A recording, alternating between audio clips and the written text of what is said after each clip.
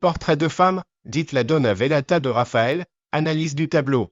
Historien d'art Passavant note une ressemblance frappante entre la Donna Velata et la Vierge apparaissant dans la Madone Sixtine.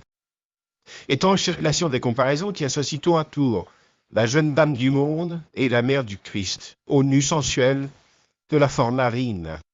S'il ne fait aucun doute que le portrait dit de la Fornarina représente Margherita Luti, fille du boulanger Francesco de Sienne, à laquelle Raphaël a voué un amour brûlant, il est seulement probable que cet autre portrait ait été inspiré au peintre par la même jeune femme.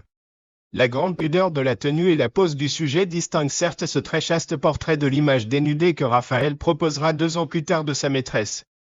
Mais les traits du visage, dont la rondeur trahit le jeune âge du modèle, présentent de sérieuses similitudes avec ceux de la Fornarina.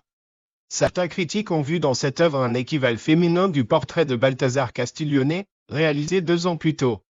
Cadrés de façon semblable, avec des dimensions sensiblement équivalentes, les 2 œuvres présentent leur sujet dans une même posture, visage de face et buste de 3/4. Au-delà de ces ressemblances structurelles, Raphaël y fait montre d'une même virtuosité dans la diversification des tons qu'il utilise. Ton vert dans Balthazar Castiglione, ton doré dans cette Donna Velata qui semble nous fixer de toute la puissance de son beau regard. La toile, également dénommée la Velata, représente une femme vêtue d'un costume opulent et recherché. Le premier plan du tableau est occupé par la manche de cette robe très raffinée. C'est un véritable bouillonnement de plis où la lumière s'amuse à inventer des reflets qui s'échelonnent du doré au blanc crème.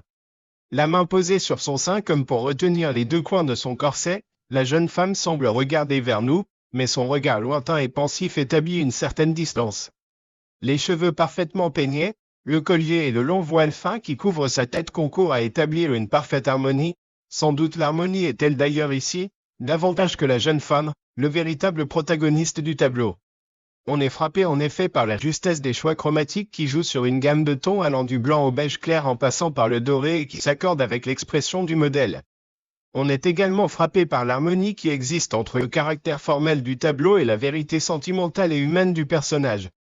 Avec sa maestria habituelle, Raphaël nous fait la démonstration d'un de ses grands principes esthétiques. Il lui fallait pour dépeindre une belle femme observer plusieurs beautés, sélectionner ensuite en chacune ce qu'il y avait de plus admirable, rassembler ces éléments et composer enfin une image parfaite. Mais, ajoutait Raphaël, lorsque les belles femmes manquent, je me sers de l'idée qui me vient alors en tête.